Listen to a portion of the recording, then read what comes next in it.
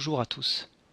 J'ai le plaisir de vous retrouver pour aborder le 7e chapitre des cours de physiologie animale de licence. Ce 7e chapitre étant consacré à l'étude de la respiration des animaux et notamment à la relation qui existe entre la fonction respiratoire et le milieu de vie des animaux.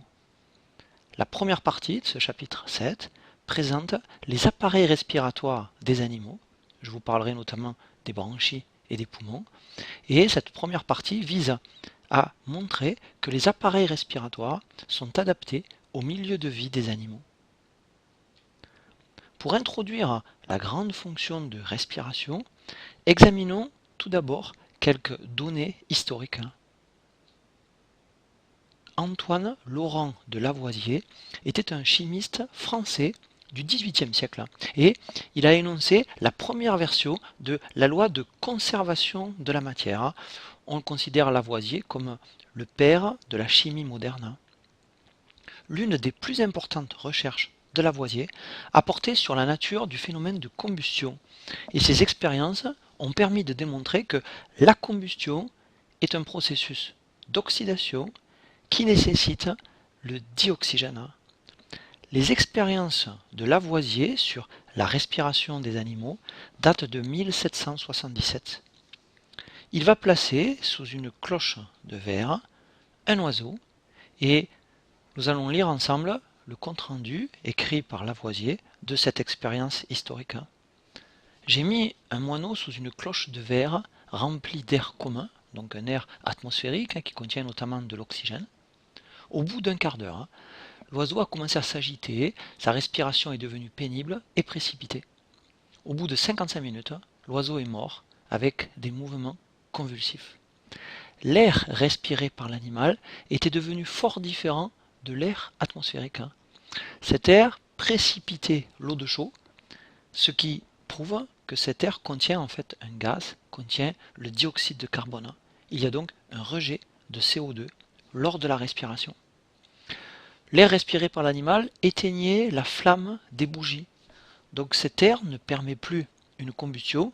En fait, il y a eu un épuisement de l'oxygène, un épuisement du gaz dioxygène dans cette cloche.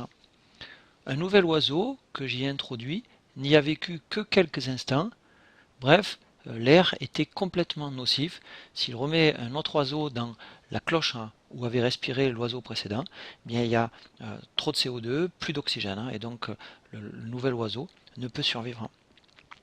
Lavoisier montre par ses expériences et d'autres expériences complémentaires que la respiration des êtres vivants nécessite la consommation d'un gaz, le dioxygène, qu'elle nécessite ou qu'elle met en jeu un rejet d'un autre gaz, rejet de CO2, et il a montré également que le processus de respiration libérait de la chaleur. En 1781, Lavoisier conclut que la respiration est une forme de combustion libératrice de chaleur. Et il va entreprendre ensuite avec le chimiste Armand Seguin une étude quantitative de la respiration chez l'homme. En 1789, Lavoisier et Seguin vont mettre au point un respiromètre, qui est représenté ici sur cette illustration, qui va leur permettre de quantifier chez l'homme les échanges gazeux respiratoires, donc de mesurer la consommation d'oxygène, le rejet de dioxyde de carbone, et ils vont mesurer ces échanges gazeux lors d'une exposition au froid ou lors d'un exercice physique, et ils montrent que dans ces conditions, le froid, l'exercice physique, il y a augmentation des échanges de gaz respiratoires. Malheureusement, Lavoisier fut guillotiné 5 ans plus tard par les révolutionnaires, et le lendemain de son exécution, le mathématicien et physicien Joseph-Louis Lagrange regretta le geste du tribunal révolutionnaire en prononçant ces quelques mots: « Il ne leur a fallu qu'un moment pour faire tomber cette tête, et 100 années, peut-être, ne suffiront pas pour en reproduire une semblable. » Le biologiste italien Lazzaro Spallanzani, au XVIIIe siècle, qui est célèbre notamment pour ses expériences sur la digestion, a également montré en 1750 que les organes et les tissus isolés absorbent du dioxygène. Un siècle plus tard, le physiologiste français Paul Bert va mesurer, en 1870, la respiration de fragments tissulaires et le tableau présente ici les résultats obtenus par Paul Bert. Il a étudié la quantité d'oxygène absorbé et la quantité d'acide carbonique formé. Cette quantité d'acide carbonique formé est proportionnelle à la quantité de gaz carbonique émis par le tissu. On reviendra un peu plus tard sur la relation entre acide carbonique et dioxyde de carbone. Et il va mesurer donc ces échanges de gaz respiratoires pour un certain nombre de fragments tissulaires. Paul Bert classe ainsi les organes selon l'importance de leur intensité respiratoire. Les muscles, nous le voyons ici, étant les organes qui ont la plus forte intensité respiratoire. Ce sont eux qui consomment le plus d'oxygène et rejettent le plus de dioxyde de carbone, alors qu'au contraire, les os ont l'intensité respiratoire la plus faible.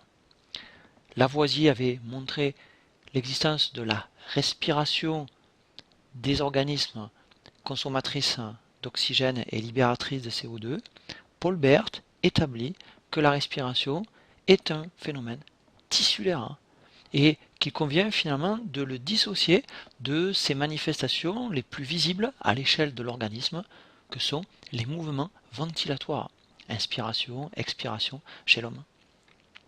La respiration tissulaire consomme, exactement comme la respiration à l'échelle des organismes, du dioxygène, le dioxygène étant considéré comme le comburant étant le corps qui, par combinaison avec un autre, amène la combustion de ce corps.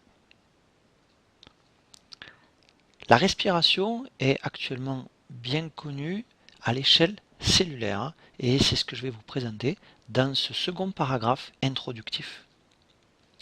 Les échanges gazeux respiratoires, consommation d'oxygène, rejet de CO2, sont observés aussi bien chez les animaux que chez les végétaux, et ils ne sont que la résultante d'un processus qui existe à l'échelle cellulaire, appelé la respiration cellulaire, et qui consomme de l'oxygène et rejette du CO2. La respiration, à l'échelle cellulaire, est un ensemble de mécanismes intracellulaires qui a lieu dans des organites spécialisés, qui sont représentés ici en vert entouré de orange. Ces organites sont les mitochondries. Les mitochondries sont les organites de la respiration de la cellule eucaryote aérobie, c'est-à-dire de la cellule pourvue d'un noyau, qui est représenté ici en vert, et aérobie, c'est-à-dire dont le fonctionnement nécessite du dioxygène. Nous allons jeter un regard plus détaillé maintenant sur la structure puis la fonction de la mitochondrie. La mitochondrie, qui est un organite présent en quantité dans les cellules eucaryotes, est un organite limité par une double membrane, une membrane externe et une membrane interne beaucoup plus étendue que la membrane externe et qui forme des replis qu'on appelle les crêtes à l'intérieur du compartiment central. L'existence d'une double membrane permet de distinguer deux compartiments mitochondriaux, d'une part un étroit espace intermembranaire, ici, et d'autre part une grande matrice. La respiration cellulaire nécessite de la matière organique, elle nécessite également du dioxygène et elle produit deux déchets, le CO2, dioxyde de carbone, et la molécule d'eau, H2O. Le processus de respiration cellulaire permet de transférer l'énergie des nutriments de départ, c'est-à-dire des métabolites, des substances organiques que la cellule va utiliser. Cet transfert d'énergie se fait donc des nutriments à une molécule énergétique importante qui est la molécule d'ATP. C'est le cycle de Krebs, qu'on appelle aussi le cycle de l'acide citrique, qui permet à l'intérieur de la matrice mitochondriale de décarboxyler la matière organique qui rentre dans la mitochondrie, et les réactions de décarboxylation sont aussi des réactions d'oxydation, si bien que le cycle de Krebs va libérer du CO2, donc c'est le gaz respiratoire qui est émis par la respiration, et ce cycle de Krebs va également libérer des composés réduits, notamment du NADH1. Ces composés réduits vont ensuite céder leurs électrons aux complexes protéiques de la chaîne respiratoire, qui sont représentés ici en vert, et qui sont présents sur la membrane interne des mitochondries, celles qui forment notamment les crêtes dont je parlais tout à l'heure. Les électrons sont ainsi transférés jusqu'à un accepteur final, cet accepteur final étant le dioxygène, et le dioxygène va à ce moment-là être réduit en H2O, H2O qui est un des déchets, on l'a dit, du processus de respiration cellulaire. Les protons, ici en jaune, fournis par les composés réduits, vont s'accumuler dans l'espace intermembranaire de la mitochondrie, ce qui entraîne secondairement un flux de protons de l'espace intermembranaire ici vers le compartiment matriciel à travers les ATP synthase de la membrane mitochondriale interne.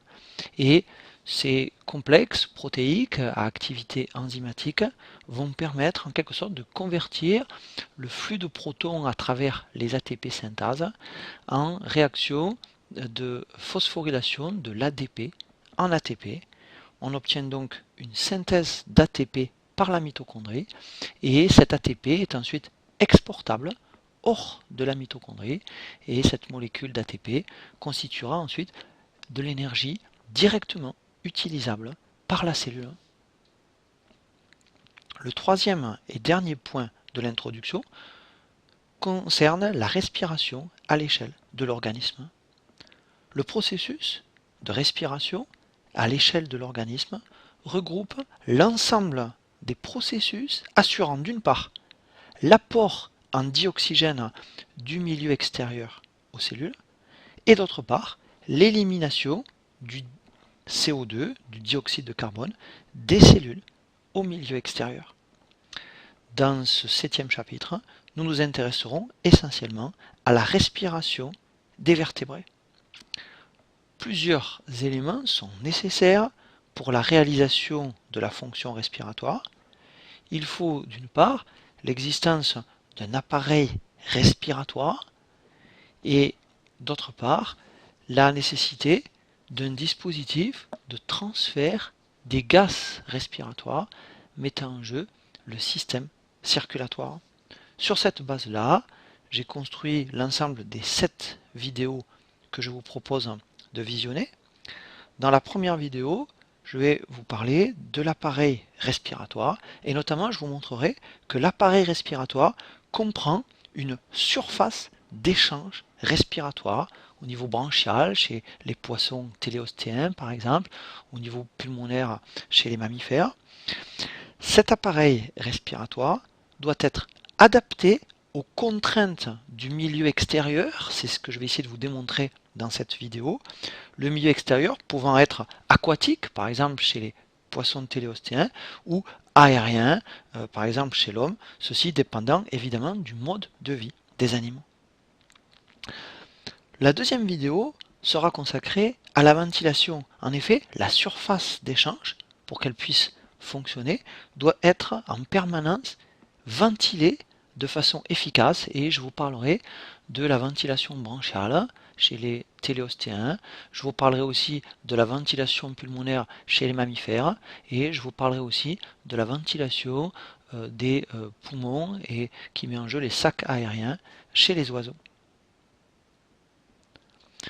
La troisième vidéo est consacrée au contrôle de la ventilation. En effet, la ventilation doit être en permanence contrôlée et nous verrons notamment, par exemple, chez l'homme, l'importance du cerveau dans le contrôle de la ventilation, nous aurons l'occasion de mettre en place notamment des réflexes nerveux impliqués dans la régulation de la ventilation. Je vous parlerai aussi dans cette troisième partie un petit peu de la régulation de la ventilation chez les poissons. Je vous ai dit qu'un dispositif de transport des gaz respiratoires entre la surface d'échange respiratoire et les cellules était nécessaire. Ce dispositif est appelé le système circulatoire. Il met en jeu le sang et plus précisément les globules rouges qui circulent dans le sang et surtout l'hémoglobine qui est une protéine contenue dans les globules rouges. La quatrième vidéo sera consacrée au transport et aux échanges des gaz respiratoires. La cinquième partie, la cinquième vidéo, va aborder une fonction importante qui est l'adaptation de la fonction respiratoire dans des conditions physiologiques particulières. Et nous aurons l'occasion de voir trois grandes conditions physiologiques particulières. La cinquième partie abordera l'adaptation lors de l'exercice physique, et je vous parlerai des adaptations respiratoires, mais aussi des adaptations cardiovasculaires. Nous verrons dans la sixième partie l'adaptation à l'altitude, et nous verrons non seulement les mécanismes impliqués dans l'adaptation de l'homme à la haute altitude, mais nous verrons aussi des adaptations concernant les animaux qui vivent en permanence en haute altitude. Et puis, la dernière vidéo consacrée au chapitre 7 abordera les adaptations à la plongée.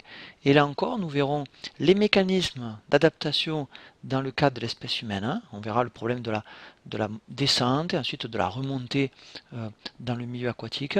Et puis, je vous parlerai aussi des adaptations concernant les mammifères aquatique et notamment ici illustré le phoque de Weddell qui est un beau modèle pour mettre en place les mécanismes d'adaptation à la plongée.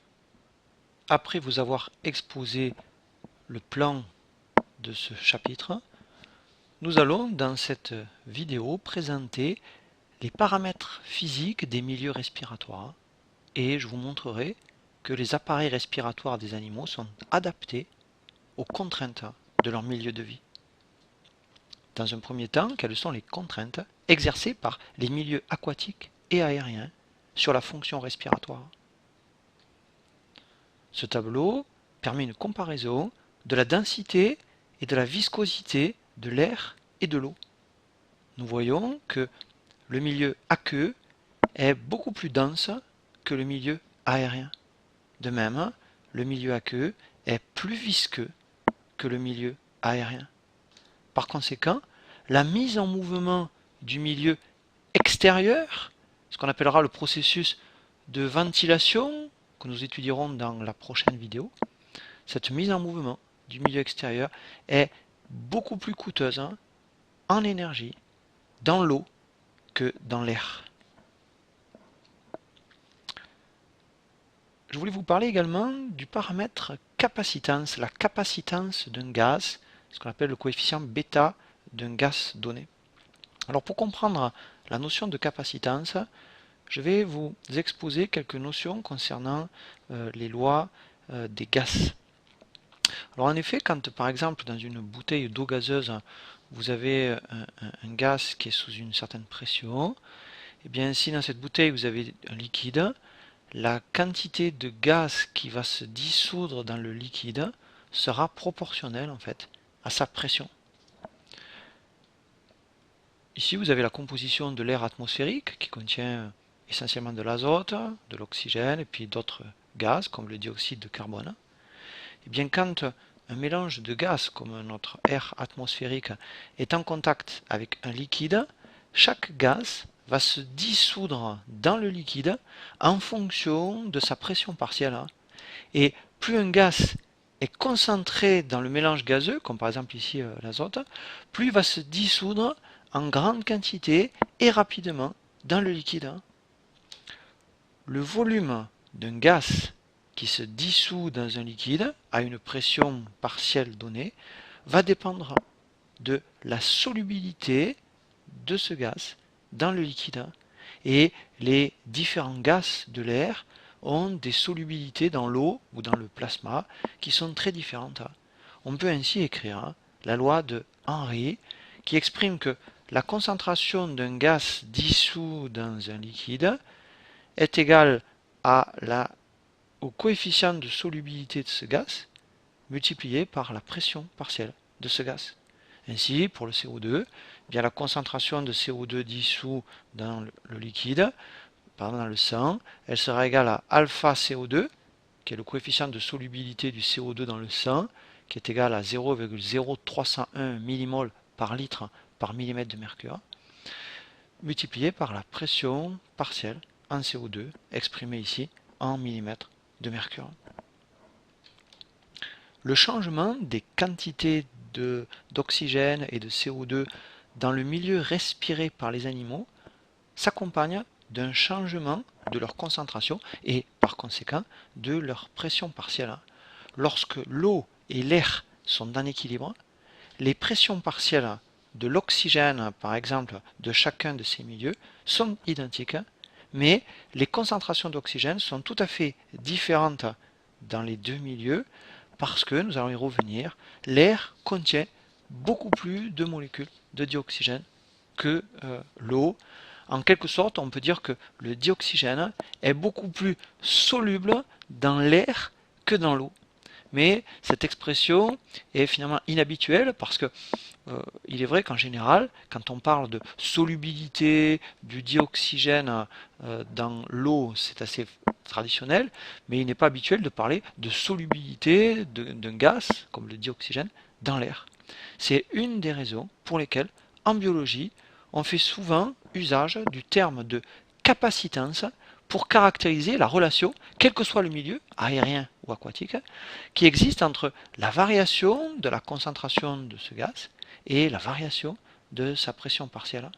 Et pour chaque gaz, donc l'azote, l'oxygène, le CO2, il existe une relation entre la concentration de ce gaz dans l'eau ou dans l'air et sa pression partielle, qu'on peut écrire par exemple pour le dioxygène. La concentration d'oxygène dans l'air ou dans l'eau est égale à la capacitance du dioxygène, c'est-à-dire en quelque sorte un coefficient de solubilité de ce gaz dans un milieu, multiplié par la pression partielle de ce gaz. Donc il s'agit finalement de la même relation que la loi de Henry qu'on a vu tout à l'heure, mais ici le coefficient de solubilité du gaz peut être déterminé aussi bien dans l'eau, ça c'est traditionnel, que dans l'air, ce qui est finalement ici inhabituel. La capacitance, on dit aussi le coefficient de capacitance ou le coefficient de solubilité, se définit finalement comme le rapport d'une concentration en mol par litre sur une pression partielle en pascal, d'où l'unité d'expression de la capacitance, bêta capacitance par exemple de l'oxygène, étant exprimée en mol par litre et par pascal. La capacitance, finalement, mesure la capacité d'un milieu aquatique ou aérien à contenir un gaz en fonction de la pression partielle de ce gaz. Nous allons comparer la capacitance du dioxygène dans l'air et dans l'eau grâce aux données qui sont récapitulées dans ce tableau. Si on fait le rapport de bêta O2 de l'air sur bêta O2 dans l'eau, on a une valeur de 30, c'est-à-dire que le dioxygène est en quelque sorte plus soluble dans l'air que dans l'eau.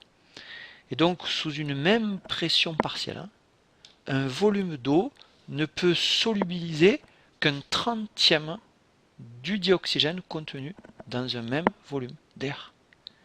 Conséquence, la concentration d'oxygène dans le milieu aquatique est donc très faible, je l'avais évoqué tout à l'heure, par comparaison avec le milieu aérien. Il en découle que pour se procurer la même quantité de dioxygène, un organisme aquatique doit ventiler un volume de fluide au moins 30 fois plus important qu'un organisme aérien. Et sachant en plus que ce fluide, hein, c'est-à-dire l'eau, est beaucoup plus dense et beaucoup plus visqueuse que l'air, nous l'avons vu dans le tableau précédent, l'organisme aquatique doit donc manipuler de grands volumes tout en effectuant un travail plus important. Et donc, pour extraire une quantité donnée de dioxygène, les animaux à respiration aérienne qui vivent dans un milieu finalement riche en dioxygène vont ventiler beaucoup moins que les animaux aquatiques qui vivent finalement dans un milieu qui est relativement pauvre en dioxygène. Nous allons toujours avec ce même tableau comparer la capacitance du dioxygène et du CO2. Si nous calculons le rapport bêta CO2 dans l'eau sur bêta O2 dans l'eau, on tombe sur un rapport de 28,5. En fait, on peut dire que dans l'eau, la capacitance, c'est-à-dire finalement la solubilité du CO2 est beaucoup plus élevée que celle du dioxygène. Le CO2 est beaucoup plus soluble dans l'eau que le dioxygène. Par contre, nous observons que dans l'air, la capacitance du CO2 est la même que celle du dioxygène. Bêta CO2 dans l'air est égal à bêta O2 dans l'air. Et on observe aussi que la capacitance du CO2 est à peu près la même dans l'air que dans l'eau. Alors on peut écrire finalement d'après l'équation que j'avais évoquée tout à l'heure permettant d'utiliser la capacitance, qu'une variation de pression partielle, c'est finalement la variation de concentration divisée par le coefficient de capacitance. Donc notons bien que delta P va diminuer quand le coefficient de capacitance augmente. Ainsi, l'addition d'une quantité donnée de CO2 va s'accompagner dans l'eau d'une variation de pression partielle beaucoup plus faible que celle qui correspond au prélèvement de la même quantité de dioxygène.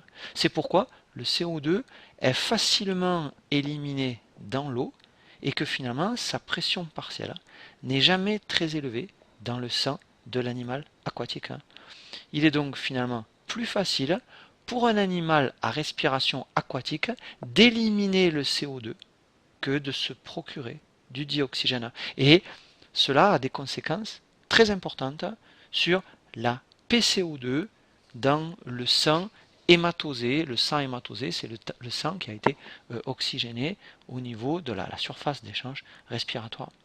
Alors on va comparer ici les PCO2 entre un téléostéen et un mammifère. Bien, chez les téléostéens, donc vie aquatique, une intense ventilation branchiale va assurer l'oxygénation de l'animal et par conséquent cette ventilation qui consiste à accroître l'apport de dioxygène mais aussi à accroître le rejet de CO2, cette ventilation importante va donc s'accompagner d'une importante perte de CO2 qui en plus, nous l'avons vu, est très soluble dans l'eau.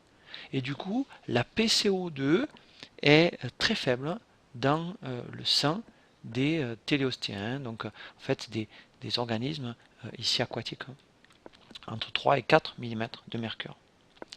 Par contre, chez les mammifères, la ventilation alvéolaire est relativement faible, on l'a évoqué tout à l'heure, en relation avec l'abondance du dioxygène dans l'air.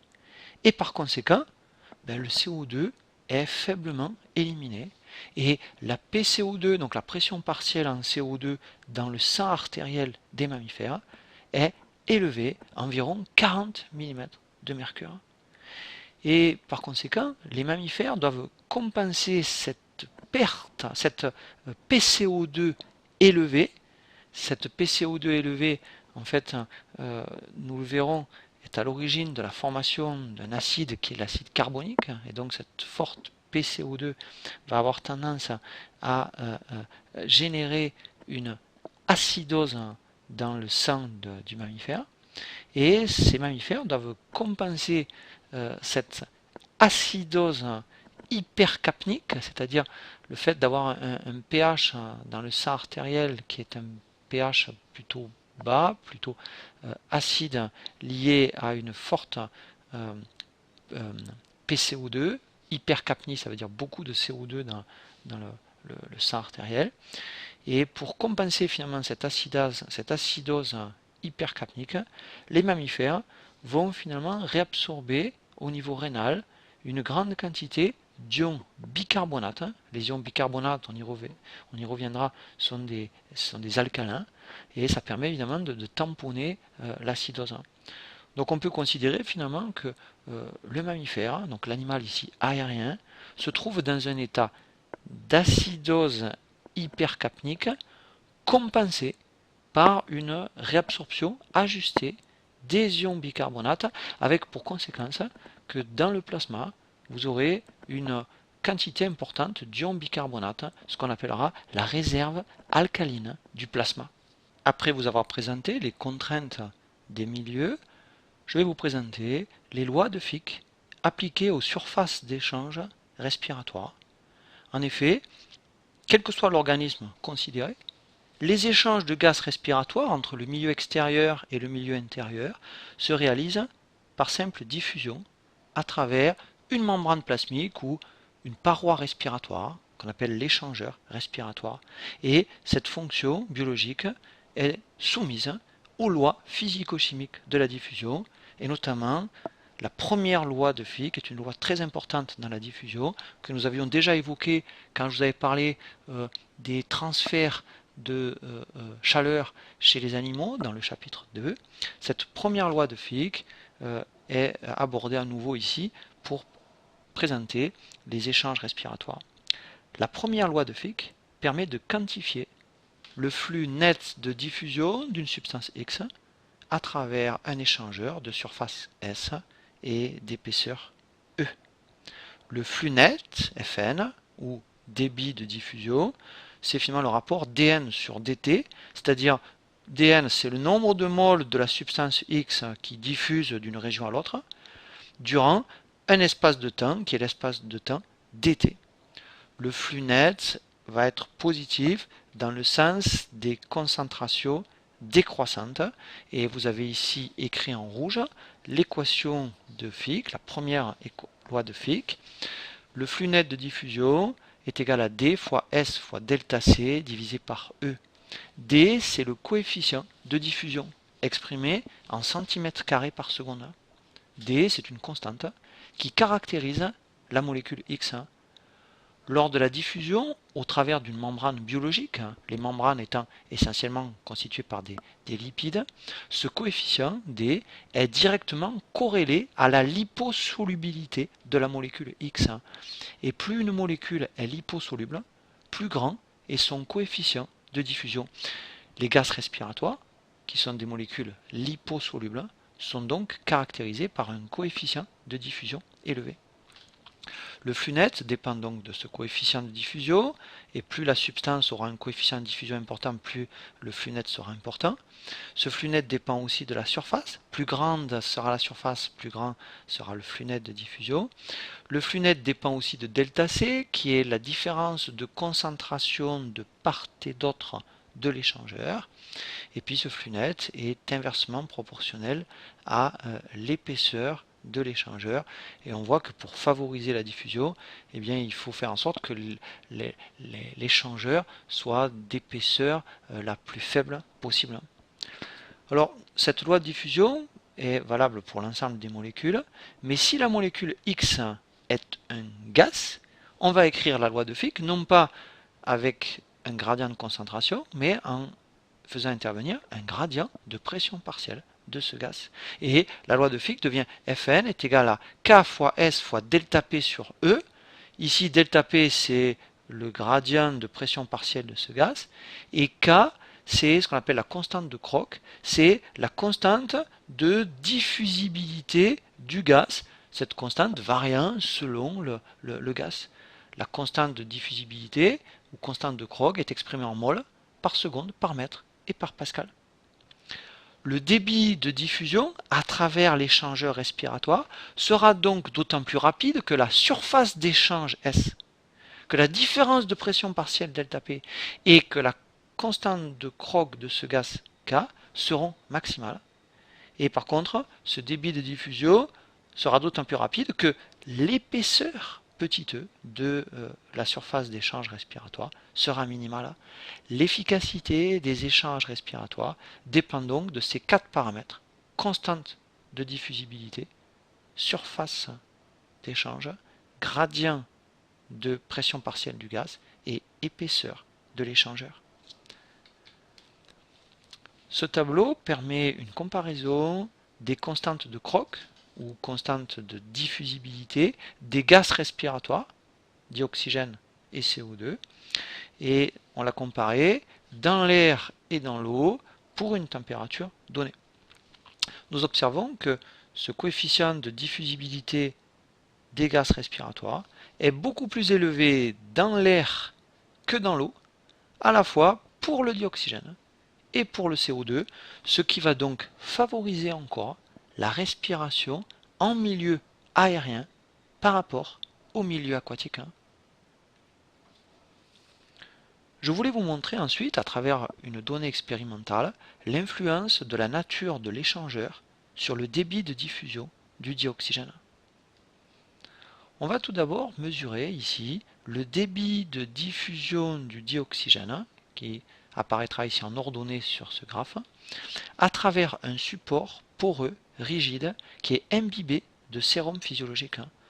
Ce support sépare deux compartiments. Le compartiment de gauche contient de l'air, dont le contenu en dioxygène est progressivement augmenté, et le compartiment gazeux de droite ne contient que de l'azote, c'est-à-dire que la pression partielle en oxygène de ce compartiment est nulle. Et on va mesurer le débit de diffusion du dioxygène en fonction de l'augmentation de la PO2 dans le compartiment de gauche. Et on voit que plus la PO2 est augmentée dans le compartiment de gauche, plus le débit de diffusion du dioxygène du compartiment de gauche vers le compartiment de droite est augmenté. On obtient cette droite ici avec le terme sans hémoglobine sur lequel on reviendra tout à l'heure. En fait, selon la loi de Fick, ce débit de diffusion du dioxygène, c'est Fn, c'est-à-dire K fois S fois delta P divisé par E.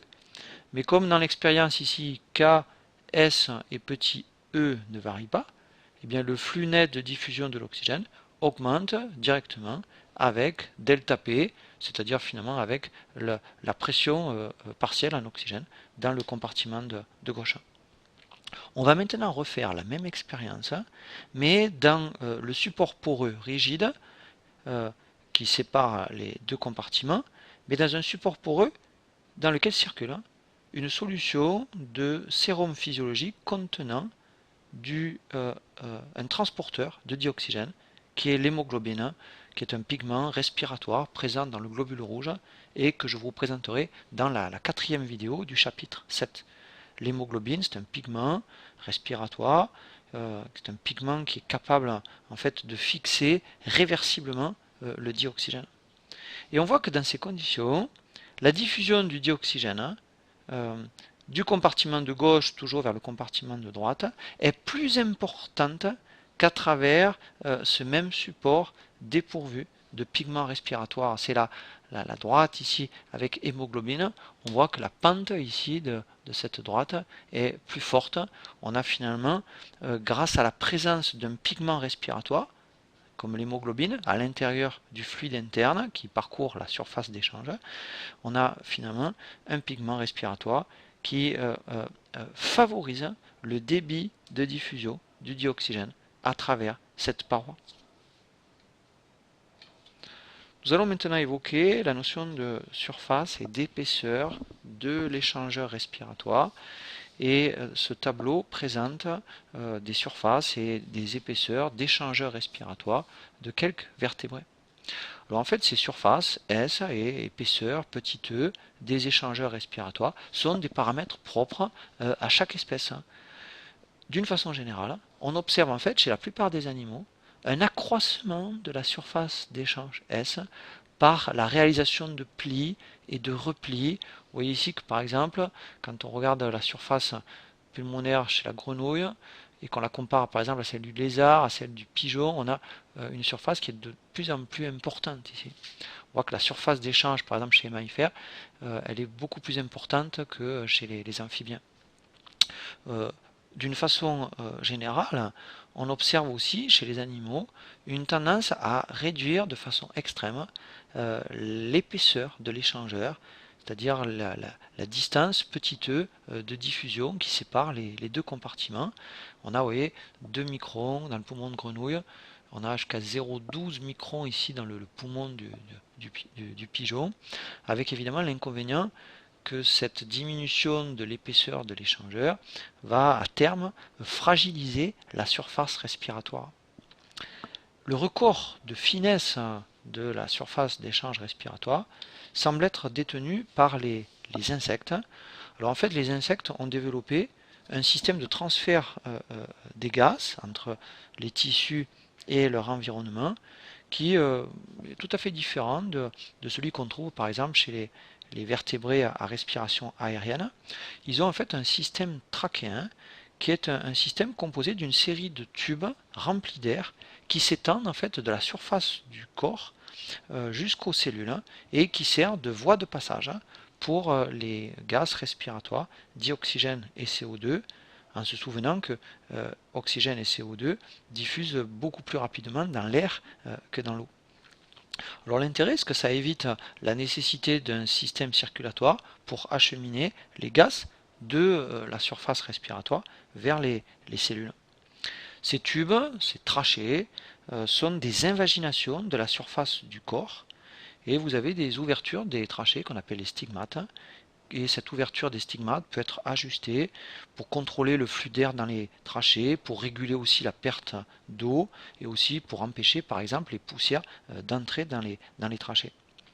Alors les trachées se ramifient dans tous les tissus et les plus petites ramifications terminales, qu'on appelle les trachéoles, vont se terminer en cul-de-sac et vont déboucher au niveau cellulaire.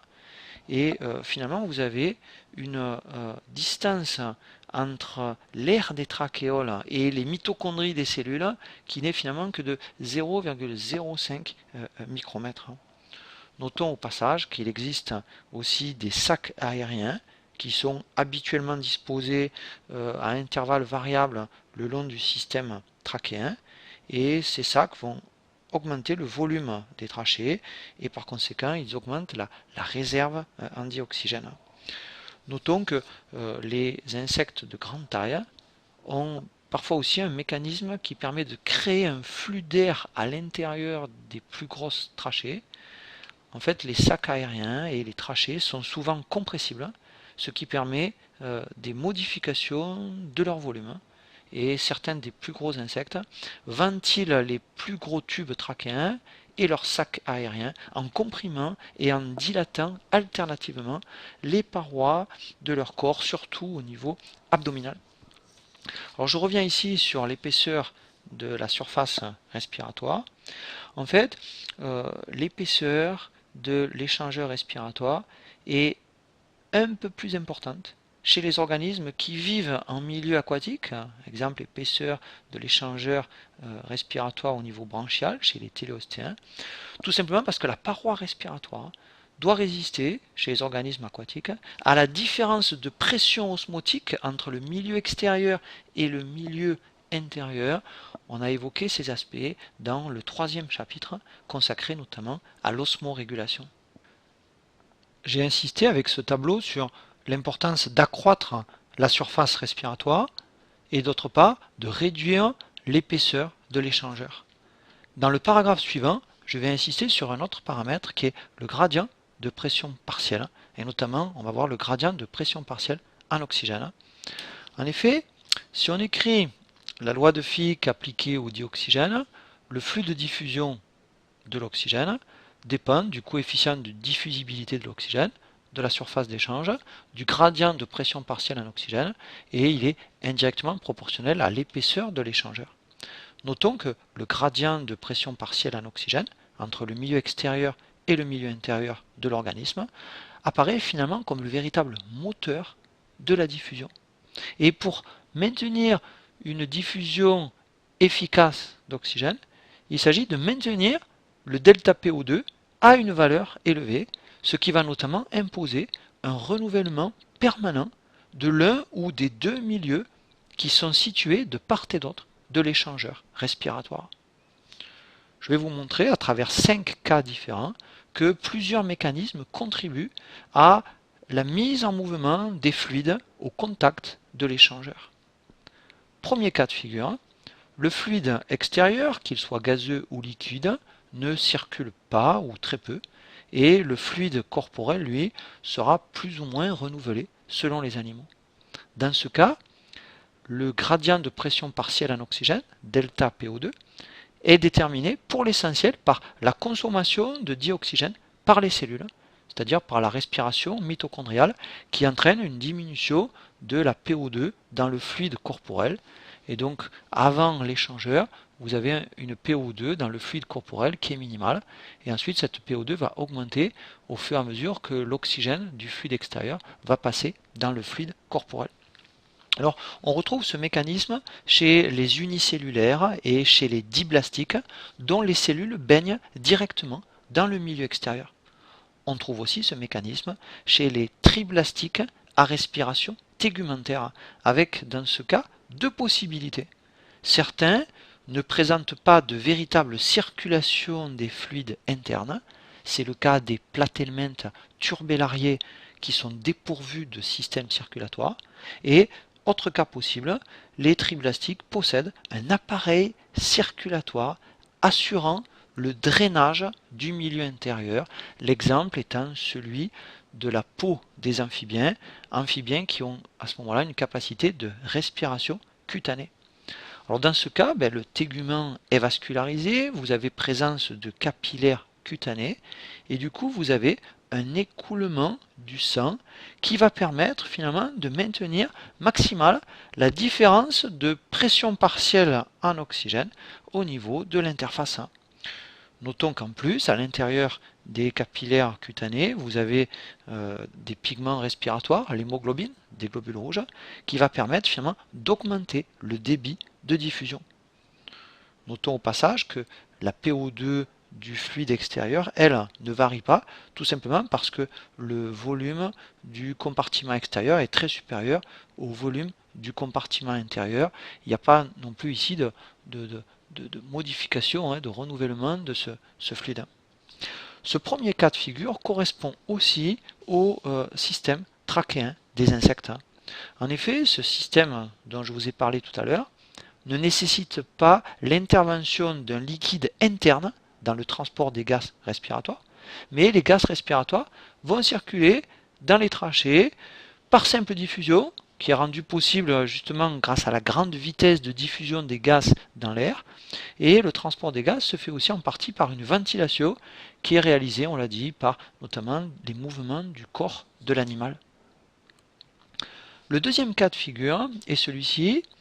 Le fluide externe est un fluide gazeux présent dans un réservoir et le fluide intérieur, le fluide corporel, va présenter, comme le fluide extérieur, un renouvellement. Donc on va renouveler ici les deux milieux qui sont en contact avec l'échangeur.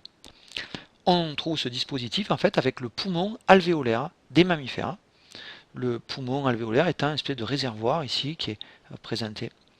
La surface respiratoire des poumons, donc l'échangeur respiratoire ici, va séparer d'une part l'air alvéolaire qui est renouvelé partiellement à chaque cycle respiratoire, et d'autre part les capillaires pulmonaires où le sang circule. Et ici encore, en plus d'avoir un renouvellement des deux milieux permettant de maintenir un important gradient de pression partielle en oxygène, vous avez aussi une efficacité du gradient de pression partielle dans la diffusion d'oxygène à travers l'échangeur qui est favorisée par la prise en charge du dioxygène par l'hémoglobine qui est contenue dans les hématies des capillaires pulmonaires.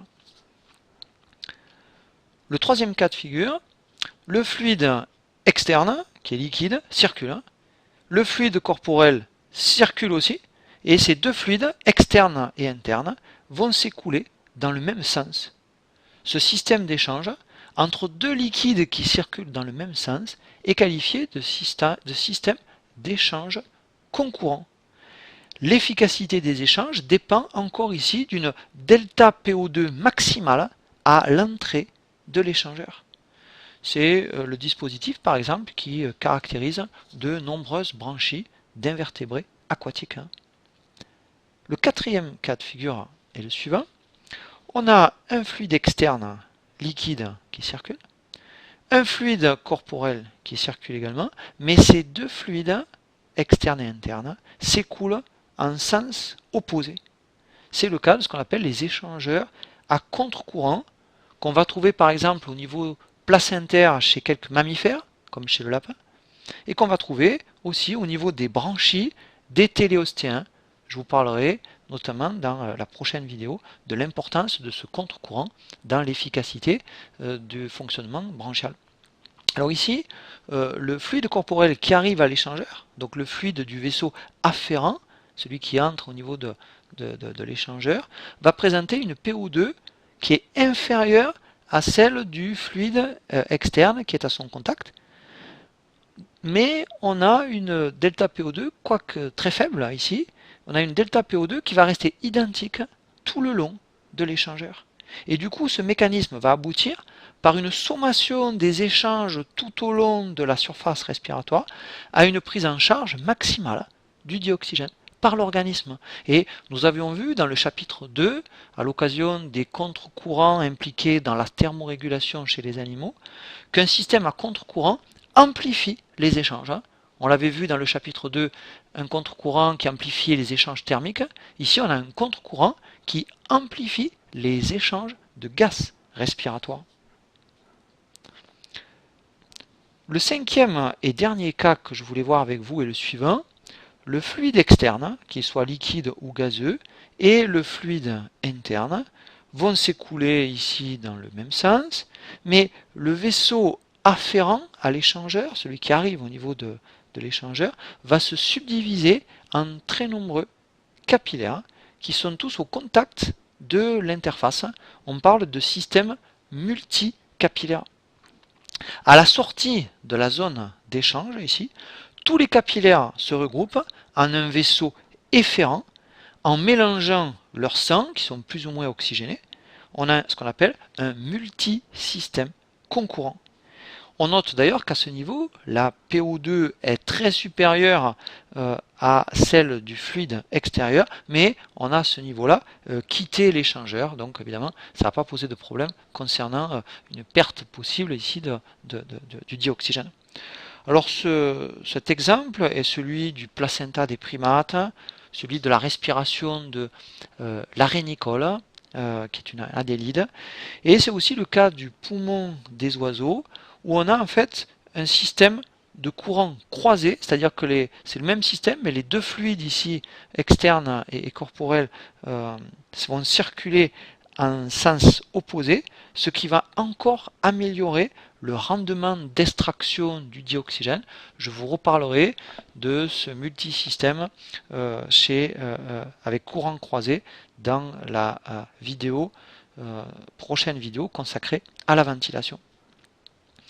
Alors pour terminer sur les lois physico-chimiques appliquées à la surface d'échange respiratoire, je voulais évoquer avec vous la seconde loi de Fick. La seconde loi de Fick va décrire en fait les débits convectifs d'une substance à l'intérieur d'un fluide extérieur ou intérieur. Et je vous rappelle que la convection, qu'on avait traitée dans le chapitre 2 au moment des transferts thermiques, la convection est un mode de transfert qui implique un déplacement de la matière à l'intérieur du milieu. Alors pour vous présenter cette loi de Fick, on va tout d'abord regarder un compartiment qui contient une substance et dont la paroi est étanche à cette substance. Exemple, dans l'aorte, où il ne va pas y avoir de substance qui sortent ou qui rentrent à travers la paroi de l'aorte. Alors ici, la concentration de la substance X à l'intérieur de ce tube ne va varier en aucun point du compartiment. Et on va pouvoir écrire que le débit de cette substance à l'intérieur de ce tube est égal, donc le débit de cette substance c'est M indice X, est égal au débit du fluide, donc le débit, par exemple le débit sanguin à l'intérieur de l'aorte, multiplié par la concentration de cette substance, concentration qui, on l'a dit, reste identique en tout point. En ce qui concerne maintenant les capillaires sanguins, qui sont des compartiments non étanches, où vous avez possibilité de dioxygène ou de CO2, par exemple, qui peuvent traverser sa paroi, pour les capillaires sanguins, la substance X va pouvoir diffuser hors des capillaires. Et donc la concentration va varier le long du capillaire. Par exemple, si cette substance peut sortir du capillaire, on aura en amont du capillaire une concentration C1 qui sera supérieure à la concentration C2 de cette substance en aval du capillaire. On peut écrire là encore le débit de cette substance X dans ce tube, dans le capillaire ici. Ce débit de la substance, il est toujours proportionnel au débit du fluide, donc le débit sanguin par exemple dans le capillaire, multiplié par la différence de concentration de cette substance à l'intérieur du vaisseau ici. Alors si la substance est un gaz respiratoire, on va pouvoir utiliser les pressions partielles. Vous vous rappelez que la concentration est égale au coefficient de solubilité multiplié par la pression partielle. Et donc on peut écrire pour un gaz respiratoire que le débit du gaz à l'intérieur par exemple d'un vaisseau, d'un capillaire, elle est égale au débit, donc débit par exemple ici sanguin, multiplié par bêta, c'est-à-dire la capacitance de cette substance, la solubilité de cette substance, multipliée par le gradient de pression partielle. Et du coup, on se rend compte avec cette loi que pour augmenter le débit d'une substance, on peut, par exemple, augmenter le débit du fluide. Et donc si on augmente par exemple le débit sanguin au niveau par exemple d'une branchie, ou si on augmente le débit d'eau au niveau d'une branchie, on va pouvoir augmenter la diffusion par exemple des gaz respiratoires. Et on voit aussi que pour augmenter le débit d'un gaz, on peut aussi accroître finalement la capacitance de cette substance en ajoutant par exemple un pigment respiratoire dans le fluide, d'où l'importance par exemple de l'hémoglobine. Donc les deux lois de Fick que je vous ai exposées permettent ainsi d'appréhender quantitativement l'efficacité des échanges respiratoires entre l'animal et son milieu. Après vous avoir présenté les données physico-chimiques, je vais vous montrer que les appareils respiratoires des animaux sont adaptés aux contraintes de leur milieu de vie. Et nous allons commencer par la respiration en milieu aquatique, et notamment avec un organe important de la respiration en milieu aquatique, qui est l'organe bronchial. Alors nous avons vu finalement l'existence de trois inconvénients du milieu aquatique par rapport au milieu aérien. Tout d'abord, le milieu aquatique est un milieu qui est plus difficile à mettre en mouvement que le milieu aérien. Deuxièmement, nous avons vu qu'il y avait moins d'oxygène dissous dans l'eau que dans l'air. Et la conséquence de ces deux premiers inconvénients est que les appareils respiratoires en milieu aquatique doivent mettre en mouvement, doivent manipuler de grands volumes, ici des volumes d'eau, tout en effectuant un travail plus important. Le troisième inconvénient est que en milieu aquatique, les gaz respiratoires diffusent moins vite que dans l'air. Rappelez-vous le tableau des constantes de Crocq que je vous ai présenté tout à l'heure. Si bien qu'une circulation plus active du fluide externe, ici de l'eau, va s'avérer nécessaire. Le milieu aquatique présente également trois avantages. Premièrement, on n'aura pas de problème d'humidification de l'échangeur, puisqu'on est dans un environnement aqueux. Deuxièmement, il n'y a pas de déshydratation de cet échangeur. Et troisièmement, c'est l'influence de la poussée d'Archimède. Comme la densité de l'eau est très fortement supérieure à celle de l'air, et que la poussée d'Archimède dépend de la densité, cette poussée est beaucoup plus importante dans l'eau que dans l'air. Cette poussée, c'est cette force verticale qui est orientée vers le haut et qui est subie par exemple ici par cette truite arc-en-ciel à l'intérieur de l'eau. Cette très forte poussée d'Archimède qui caractérise le milieu aquatique, va permettre l'existence d'organes respiratoires fragiles, fins, souples, de grande taille, qui vont pouvoir baigner et se déployer dans le milieu extérieur aquatique. En quelque sorte, la portance de l'eau va pouvoir soutenir les branchies. Et lorsque les branchies sont exposées à l'air, celles-ci vont s'affaisser et elles vont cesser de fonctionner. Si vous placez un poisson hors de l'eau, eh bien celui-ci va entrer habituellement en hypoxie, manque d'oxygène dans le sang, en hypercapnie, trop de dioxyde de carbone dans le sang, et comme le CO2 est aussi un donneur d'acide, ce poisson va rentrer en acidose.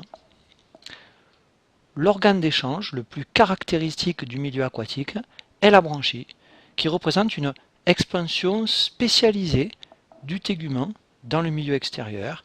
La branchie, c'est en fait une évagination, donc on va vers l'extérieur, une évagination de l'appareil respiratoire qui est localisée ici à la surface du corps et qui est spécialisée dans les échanges respiratoires.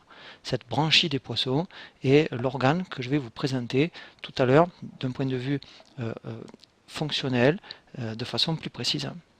Alors, notons que cette branchie se retrouve en fait dans un grand nombre de groupes d'animaux. On la trouve par exemple chez un certain nombre de vertébrés, et ce sont par exemple les branchies internes des poissons téléostéens, par exemple les branchies de la truite ou du maquereau. On va trouver aussi chez des vertébrés des branchies externes. Ce sont les branchies externes des larves d'amphibiens. Ici, ce sont les branchies externes du tétard, ici, qui est la forme larvaire qui précède le stade, par exemple, de la grenouille. Notons que chez certains amphibiens adultes, on aura une conservation des branchies larvaires. En effet, chez les amphibiens urodèles, dits néoténiques, les individus vont atteindre leur maturité sexuelle alors qu'ils ont encore leur forme larvaire. Donc ce sont des organismes qui, à l'état adulte, sont entièrement aquatiques et ils vont conserver à l'état adulte des caractères larvaires, comme ici la présence de ces branchies externes.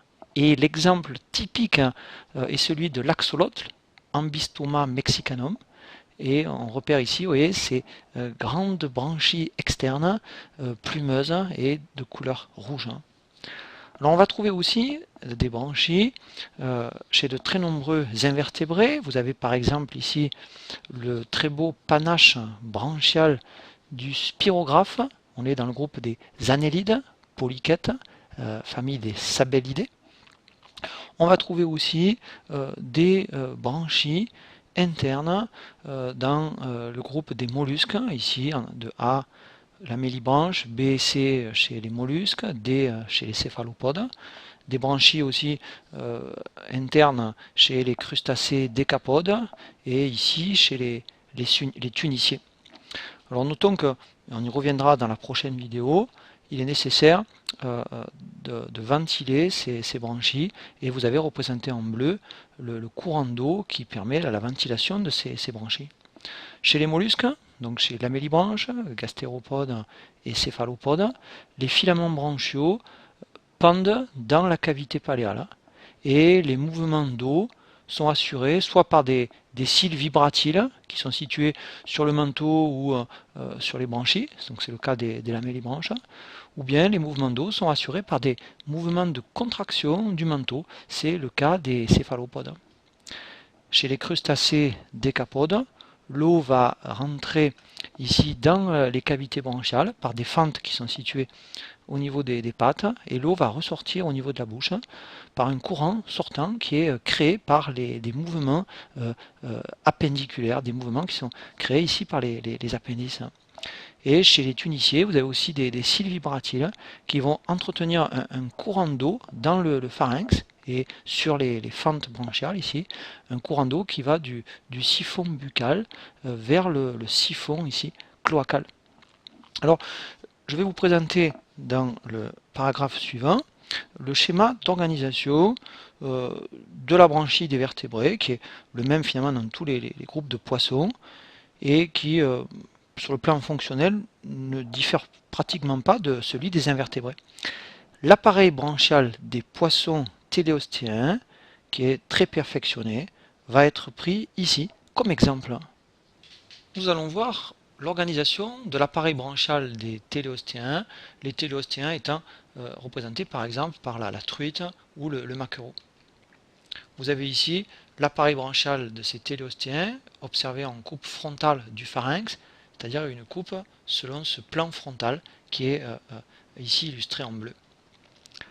L'échangeur respiratoire des téléostéens est constitué par 4 paires d'holobranchies, les voici, qui délimitent entre elles des fentes branchiales.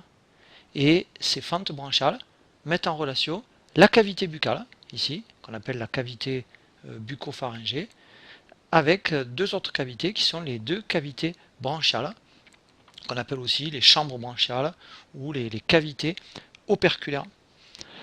La cavité bucco-pharyngée ou buccale communique avec l'extérieur par la bouche. Les deux cavités branchiales sont constituées chacune par un repli cutané qu'on appelle l'opercule et qui est soudé à la paroi de la tête. Et ces cavités branchiales communiquent avec le milieu extérieur par une fente appelée l'ouïe. Des mouvements operculaires et des mouvements d'ouverture et de fermeture de la bouche qui sont commandés par une musculature propre vont faciliter chez les téléostéens l'écoulement de l'eau qui baigne les branchies. On évoquera ce processus dans la prochaine vidéo consacrée à la ventilation. Alors voilà ici un détail d'une branchie de téléostéen. Chaque branchie va se développer au niveau d'un arc squelettique qu'on appelle l'arc branchial. Et la branchie est constituée en fait par une succession de lames branchiales, ce qui augmente la surface d'échange. Lames branchiales qui sont organisées en deux feuillets, on dira en fait deux hémibranchies. Donc voilà ici une première hémibranchie et une deuxième hémibranchie. Ces lames branchiales, qu'on appelle aussi les lames primaires, sont soutenues en fait par des baguettes squelettiques qui sont disposées perpendiculairement à l'arc branchial, à l'arc squelettique, et qu'on appelle les arêtes branchiales. Les branchiospines sont des petites épines qui sont dirigées vers la cavité bucco-pharyngée et qui vont protéger les branchies des particules en suspension et qui vont également maintenir les aliments dans le tube digestif.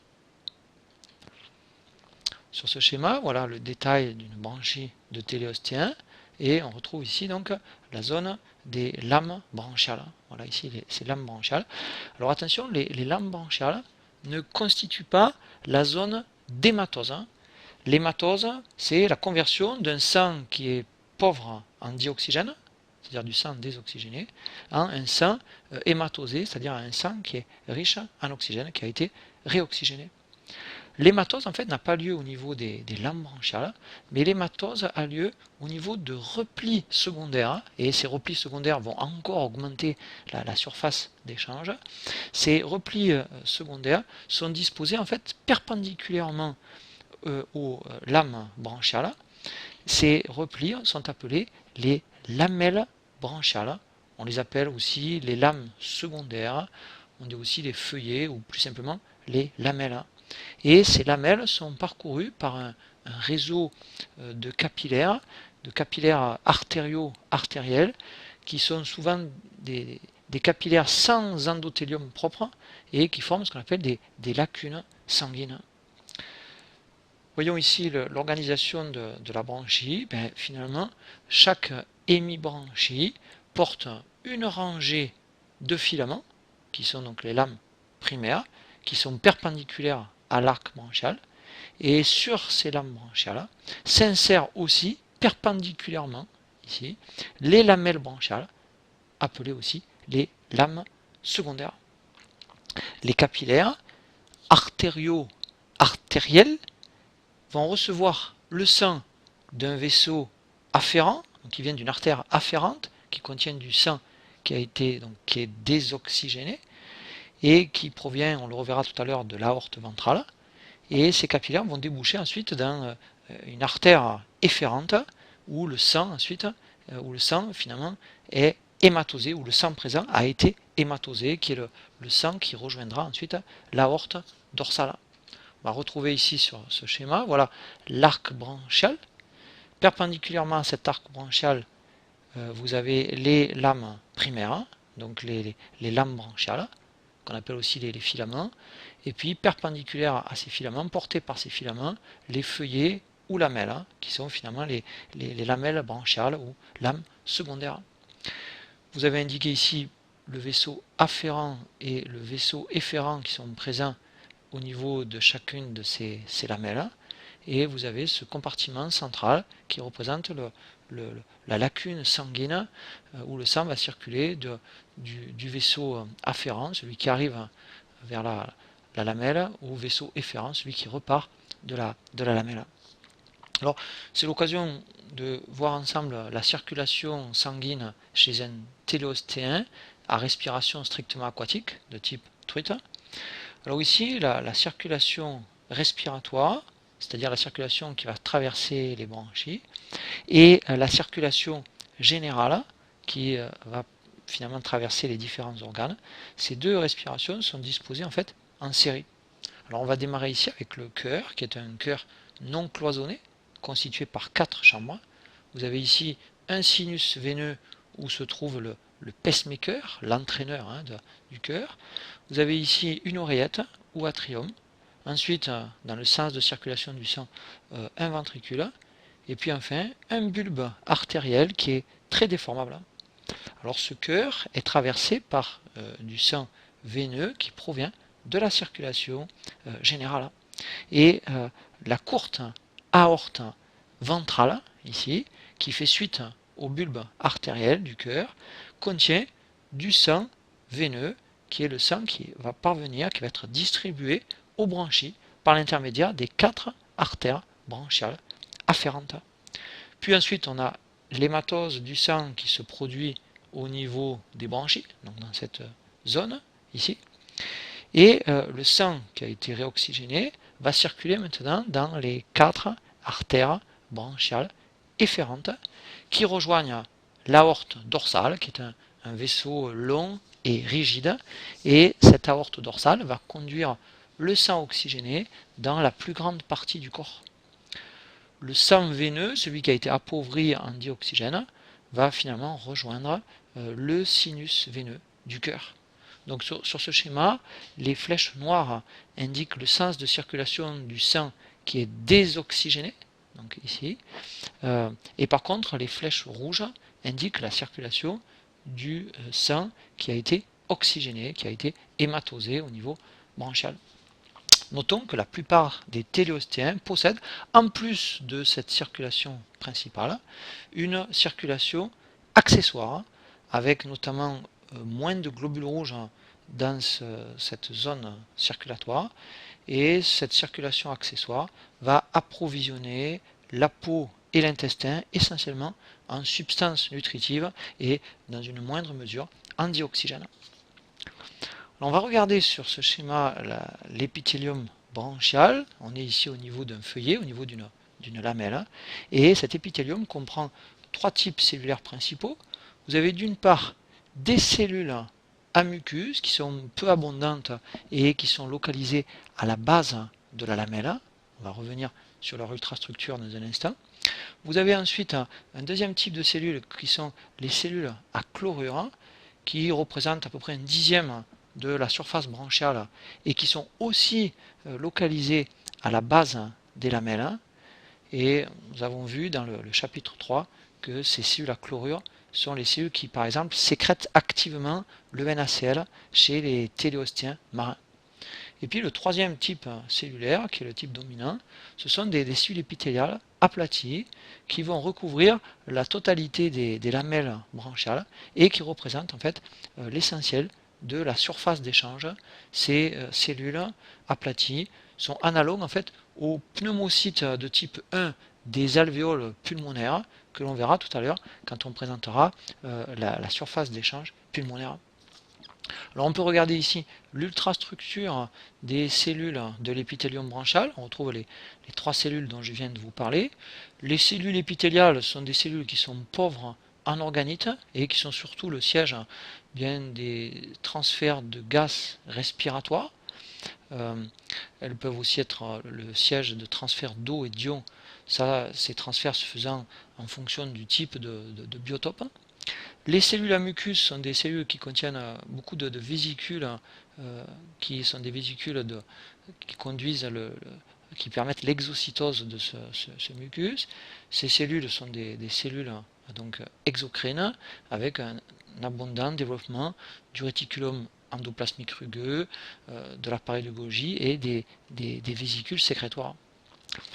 Et puis les cellules à chlorure sont des cellules qui sont très riches en mitochondries, avec une ATPase NAK sur la membrane basale, et qui vont, selon le biotope, soit excréter du sodium, on l'a dit en milieu marin, ou au contraire absorber du sodium. Au passage, ceci montre que la branchie n'a pas uniquement une fonction respiratoire, mais elle participe aussi notamment à l'équilibre hydrominéral, ici des téléostéens. Alors l'épithélium branchial va former autour des capillaires qu'on a vu tout à l'heure, au cours de ce que j'ai évoqué comme étant des lacunes. Cet épithélium branchial va former 2 feuillets très minces qui sont maintenus écartés par des cellules en piliers, qu'on appelle aussi les cellules en pilastres. On parle aussi de sphincters lamellaires, qui sont des structures contractiles sur lesquelles on aura l'occasion de revenir quand on parlera des régulations. Alors, le sang finalement qui circule dans les lacunes sanguines n'est séparé du milieu extérieur, donc de l'eau, que par quelques micromètres. On a finalement, on avait déjà vu ce tableau, une épaisseur de l'échangeur qui est inférieure au micromètre, par exemple chez le maquereau. Et puis la surface d'échange qui est représentée par cet épithélium monostratifié et on l'a vu donc extrêmement fine, et du coup elle va être aussi le siège de nombreuses contraintes. Donc ça va être par exemple hydratation et déminéralisation en eau douce, ou au contraire déshydratation et minéralisation en milieu marin, revoir le chapitre 3 concernant l'osmorégulation et l'excrétion chez les animaux. Alors la surface des lamelles branchiales représente en fait une énorme surface d'hématose. Par exemple, chez un poisson d'environ 1 kg, on va avoir 1 mètre carré de surface branchiale. Vous voyez par exemple ici chez le maquereau, on a une surface respiratoire de 11 cm² par gramme. Donc rapporté à un poisson d'1 kg, ça offrait ici 1 mètre carré de surface branchiale. Les lamelles branchiales sont notamment parcourues à l'intérieur par du sang artériel qui vient du vaisseau afférent vers le vaisseau efférent, et on peut noter que le sang qui circule dans ces lacunes va circuler finalement à contre-courant de l'eau qui traverse les fentes branchiales. Et donc au cours de sa progression, finalement, l'eau va rencontrer un sang qui est de moins en moins oxygéné, et c'est un système qu'on a eu l'occasion de voir précédemment. On est dans le système d'échangeur à contre-courant, c'est-à-dire que ici voilà le sens de déplacement de l'eau à la surface des lamelles branchiales, et vous voyez que l'eau au fur et à mesure va rencontrer un sang qui est de moins en moins riche en oxygène, donc dont la PO2 va diminuer. Et donc ça veut dire que ce sang peut continuer à libérer du dioxygène. Finalement, on l'a vu, le gradient de pression partielle en oxygène est maintenu tout le long de la surface d'échange que représente finalement cet échangeur branchial. Cette grande surface des lamelles branchiales est par conséquent d'autant plus efficace que le sang et l'eau circulent à contre-courant à travers l'appareil branchial.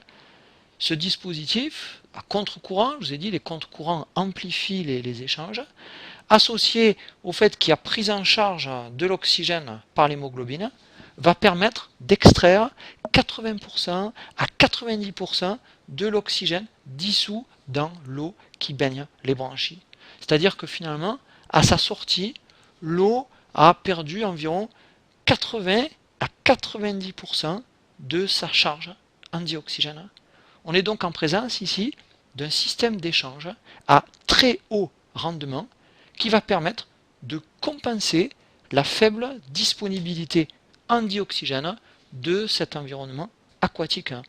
On verra qu'il y a 25% d'oxygène seulement qui sont extraits de l'air par les poumons.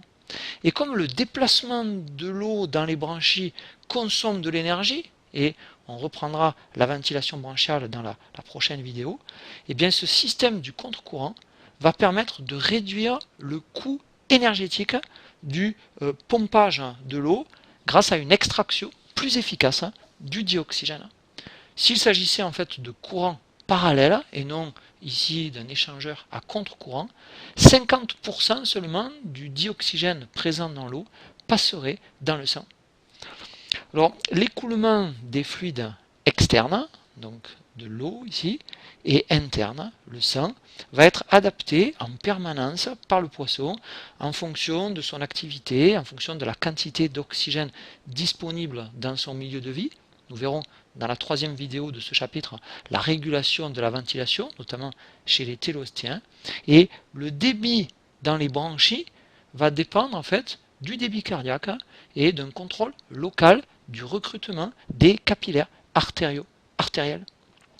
L'écoulement de l'eau entre les lamelles branchiales va être ajusté en permanence par une double pompe qu'on aura l'occasion d'évoquer, qui est une double pompe à la fois bucco-pharyngée et operculaire, qui est contrôlée par les musculatures du plancher buccal et des opercules. On reviendra sur ce mécanisme.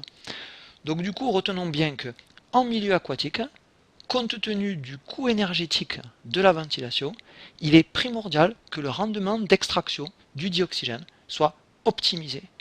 Et cette optimisation va être réalisée chez le poisson par une ventilation qui est unidirectionnelle, dont je vous présenterai le mécanisme avec la pompe buccale et la pompe operculaire, mais surtout avec une circulation ici de l'eau qui est en sens opposé à celui de la circulation sanguine.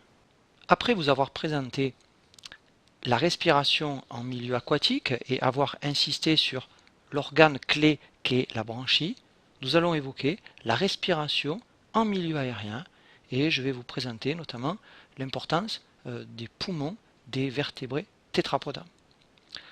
Les poumons sont des organes respiratoires adaptés au milieu aérien et comme nous l'avions fait tout à l'heure, on peut comparer avantages et inconvénients du milieu aérien par rapport au milieu aquatique.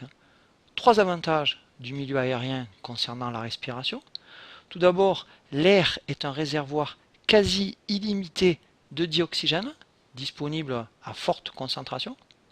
Deuxièmement, l'air est un milieu peu dense et il peut donc être mis en mouvement sans imposer une dépense énergétique importante. Et troisième avantage, les gaz diffusent très rapidement dans l'air. Donc pour ces trois raisons, pour ces trois avantages, le milieu aérien est favorable à la réalisation des échanges gazeux respiratoires. Le milieu aérien, par contre, présente trois inconvénients.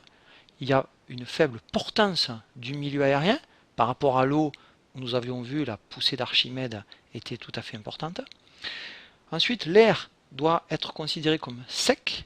Donc deux inconvénients apparaissent. Tout d'abord, nécessité d'hydrater la surface respiratoire pour une dissolution préalable du dioxygène avant son passage à travers la surface d'échange. Et puis, autre inconvénient lié à la sécheresse de l'air, la surface respiratoire étant une surface d'échange exposée à un milieu aérien sec, un problème de déshydratation de l'organisme va aussi se poser. Alors, les poumons des vertébrés tétrapodes, mais aussi les appareils trachéens de la plupart des arthropodes terrestres, sont des organes respiratoires qui sont réellement adaptés au milieu aérien. Le poumon des vertébrés tétrapodes représente une invagination du tégument qui constitue alors une cavité pulmonaire isolée du milieu extérieur par l'intermédiaire de voies aériennes. L'invagination de la surface respiratoire est une nécessité dans un milieu qui est à la fois desséchant et non portant par rapport évidemment au milieu aquatique qui est à la fois humide, à queue et à forte portée. Cette situation du poumon à l'intérieur du corps va le préserver de la déshydratation et va aussi faciliter l'humidification de l'échangeur. L'échangeur se trouve ainsi protégé des agressions mécaniques et il peut développer une importante surface tout en restant très mince. Notons que, à la différence des poumons de certains invertébrés, tels que l'escargot, le cloporte, le scorpion ou l'araignée, l'air pulmonaire est ventilé chez les tétrapodes. On va avoir à la fois un renouvellement des fluides extérieurs et intérieurs, ventilation pulmonaire et circulation sanguine, ce qui assure une grande efficacité des échanges au niveau de l'épithélium respiratoire. On avait déjà commenté cette figure. L'échangeur est constitué par un épithélium mince, irrigué, qui est au contact d'une atmosphère interne saturée en vapeur d'eau, et les gaz respiratoires vont se retrouver alors dissous dans une fine pellicule plus ou moins aqueuse qui recouvre l'épithélium. Je vais vous parler maintenant de l'évolution du poumon des vertébrés tétrapodes. Alors, à l'exception des oiseaux qui ont des poumons à parabronches dont je vous parlerai dans la prochaine vidéo, les poumons des tétrapodes sont caractérisés par une triple évolution. Premièrement, une septation, c'est-à-dire un cloisonnement, une séparation par des cloisons qu'on appelle les septomes. Et cette septation, ce cloisonnement, est de plus en plus complexe. Il concerne la cavité pulmonaire et il va du coup accroître considérablement la surface de l'échangeur respiratoire sans augmenter pour autant le volume de l'organe. Et on peut reprendre ici cette idée qu'au cours ici de l'évolution, quand on passe par de la grenouille ici au rat, on a un accroissement de la surface respiratoire et aussi un amincissement de l'échangeur.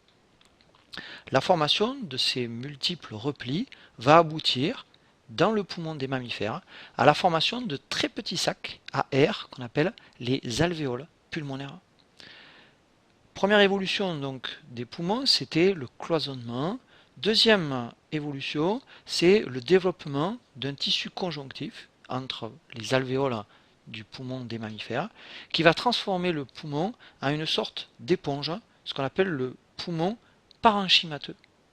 Et puis la troisième évolution, c'est la mise en place d'un système de plus en plus ramifié de conduits d'air, ce qu'on appelle les voies respiratoires, et qui vont permettre de faire communiquer le milieu extérieur à l'air qui est contenu dans les alvéoles.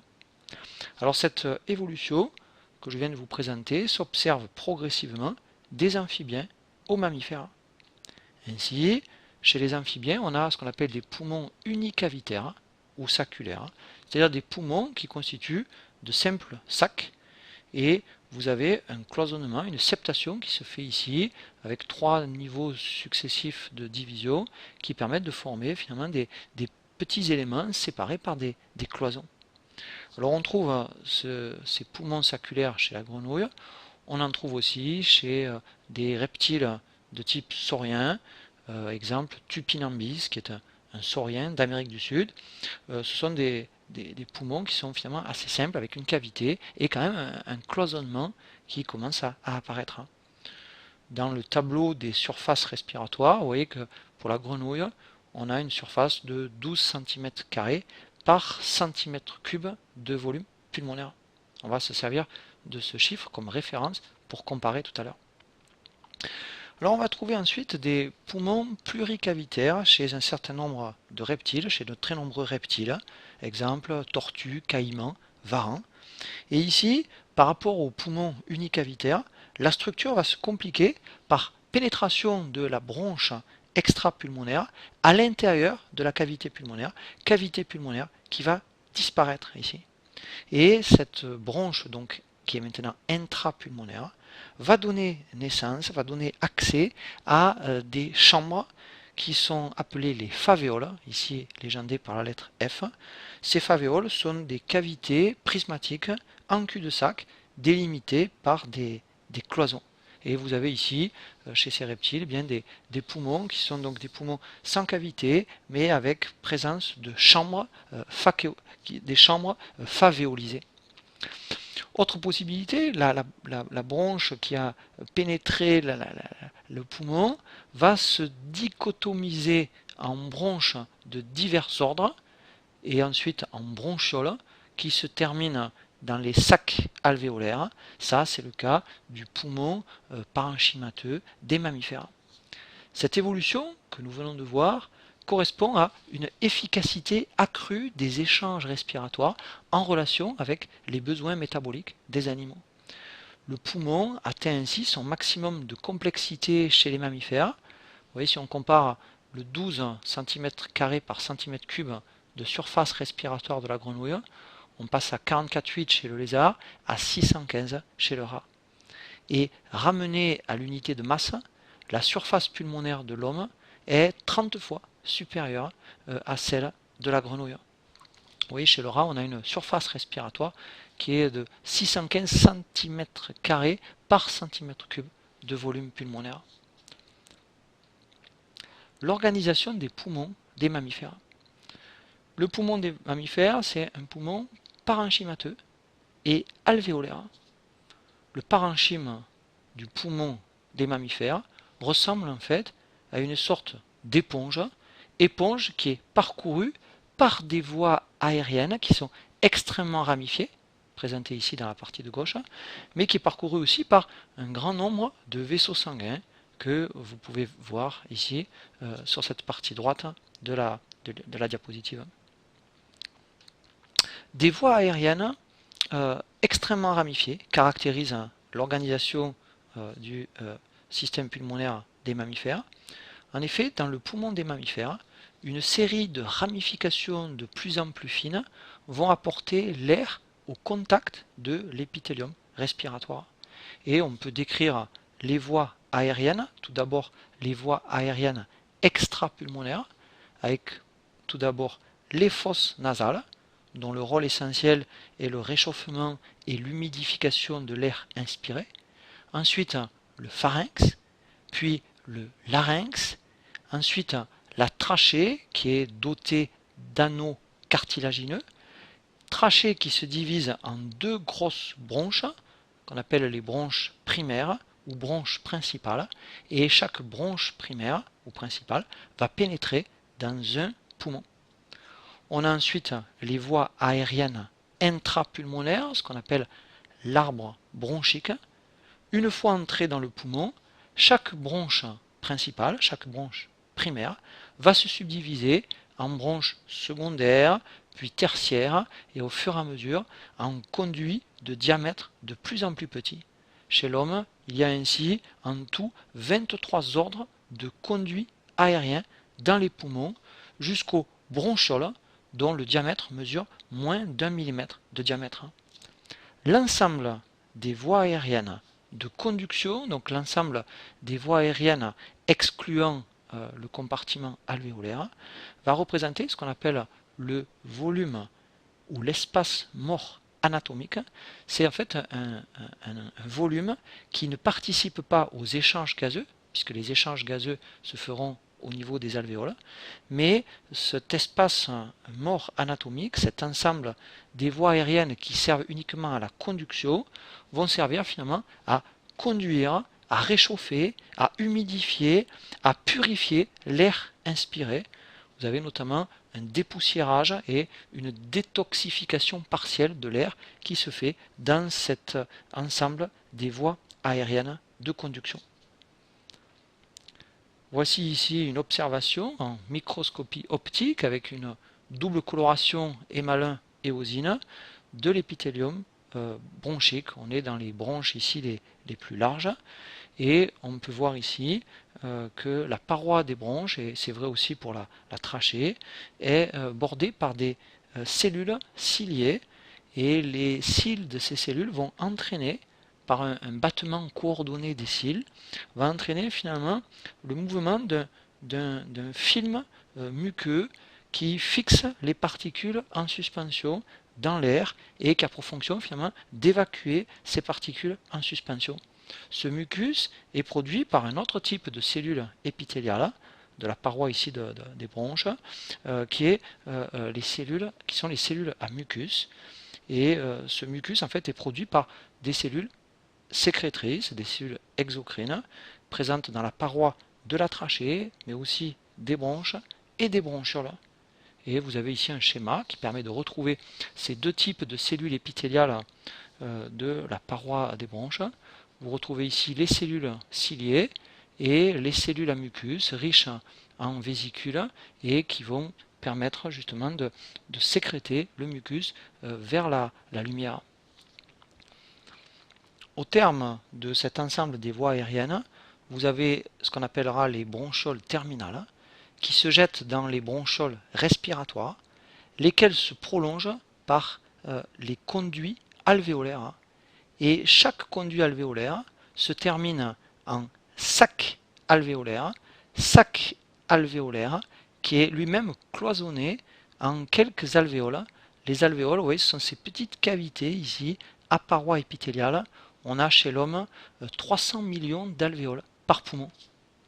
Et si on reprend le schéma que nous avions vu tout à l'heure, concernant notamment les variations de pression d'oxygène au niveau de l'échangeur pulmonaire, eh bien on peut noter d'une part que la PO2 dans l'air alvéolaire est inférieure à la PO2 dans l'air atmosphérique. Tout ça, c'est notamment dû, en tout cas en partie, à l'existence de l'espace mort anatomique que je vous ai présenté tout à l'heure. Mais ce qu'on peut noter, c'est que tout le long de l'échangeur, vous avez toujours existence d'un gradient de PO2 qui est favorable à une diffusion du dioxygène de l'air alvéolaire ici vers le sang des capillaires pulmonaires.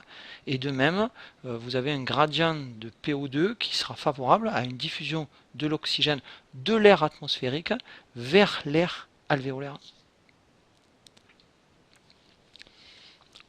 La membrane alvéolo-capillaire, qui est la surface d'échange respiratoire, nous allons voir que c'est une paroi qui a une composante épithéliale, la paroi alvéolaire, et une composante endothéliale avec la paroi capillaire. Alors voilà ici une représentation de l'ultrastructure de la surface d'échange alvéolo-capillaire. Vous avez tout d'abord une fine paroi épithéliale, ici alvéolaire, qui est formée par deux types de cellules épithéliales qu'on appelle des pneumocytes. Cette paroi des alvéoles est constituée en fait par une couche unique de petites cellules épithéliales aplaties qu'on appelle les pneumocytes de type 1, et ces cellules sont apposées sur une lame basale qui est représentée par ce trait noir, qui est une matrice extracellulaire spécialisée qui soutient les épithéliums. Et puis vous avez entre les pneumocytes de type 1 disséminés donc parmi ces pneumocytes de type 1, vous avez de temps en temps de grandes cellules épithéliales qu'on appelle les pneumocytes de type 2, dont je vous parlerai dans la prochaine vidéo. Et puis cette surface d'échange, c'est aussi une composante capillaire. Vous avez présence de capillaires pulmonaires. Vous avez en fait un réseau de capillaires pulmonaires qui recouvre les alvéoles. Donc voilà ici une alvéole et ce réseau de capillaires sanguins qui les recouvre. Ces capillaires pulmonaires, ce sont des capillaires continus, c'est-à-dire ce sont des capillaires non fenestrés avec une lame basale ici en noir qui est continue et avec aussi un endothélium capillaire qui est non perforé, qui est aussi continu.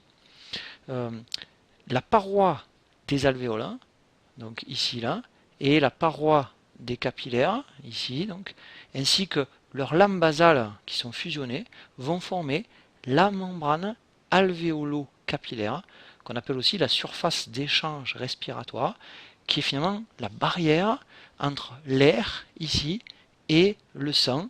Et c'est à travers cette surface d'échange que se produiront les échanges de gaz respiratoires. Notons que entre les alvéoles, vous avez un mince espace conjonctif, un tissu interstitiel qui contient des cellules, notamment des fibroblastes, légendés ici par cellules septales, mais on peut trouver aussi dans ce tissu conjonctif des macrophages ou bien des monocytes qui sont les précurseurs des macrophages. On trouvera aussi dans ce tissu interstitiel des molécules fibreuses que sont des fibres de collagène et aussi des fibres d'élastine qui confèrent une élasticité aux poumons. On peut reprendre ici sur ce schéma les composantes qu'on vient de voir. Donc vous avez deux types de pneumocytes qui constituent la paroi alvéolaire. Ici, pneumocytes de type 1 à paroi très fine et de temps en temps des cellules plus grandes que sont les pneumocytes de type 2. Ici, on est dans le compartiment aérien. Et puis vous avez dans le tissu interstitiel des fibroblastes, ici, et puis le compartiment sanguin. Voilà ici un capillaire continu pulmonaire avec une hématie qu'il contient, et ici l'endothélium de ce capillaire continu.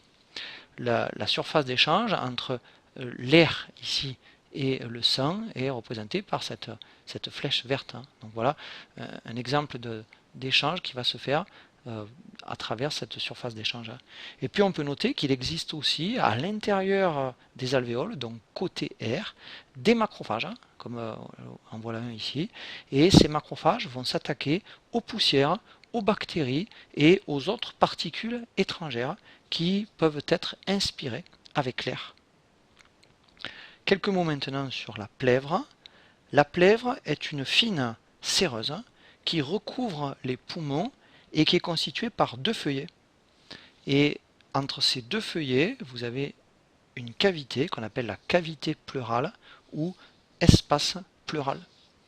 Le feuillet de la plèvre qui est appliqué contre la cage thoracique est appelé le feuillet pariétal, c'est le feuillet le plus externe, on l'appelle aussi la plèvre pariétale. Et ce feuillet est en continuité en fait avec un feuillet qui recouvre la surface externe du poumon et qu'on appelle le feuillet viscéral de la plèvre, qui est le feuillet interne, et qu'on appelle aussi la plèvre viscérale. Et ces deux feuillets vont sécréter une substance lubrifiante qui va remplir la cavité pleurale. Cette substance, on l'appelle le liquide pleural.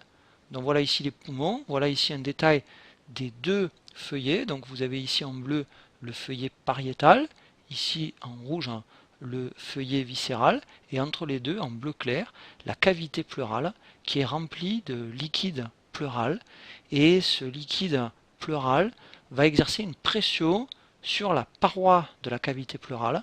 Cette pression est appelée la pression intrapleurale. Vous verrez qu'on s'en servira dans la prochaine vidéo.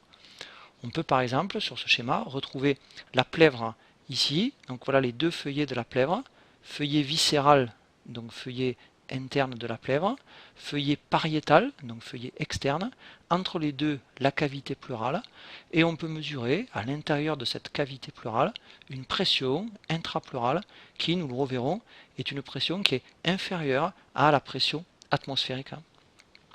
Alors le rôle du liquide pleural, c'est de réduire les phénomènes de frottement des poumons contre la cage thoracique pendant la respiration.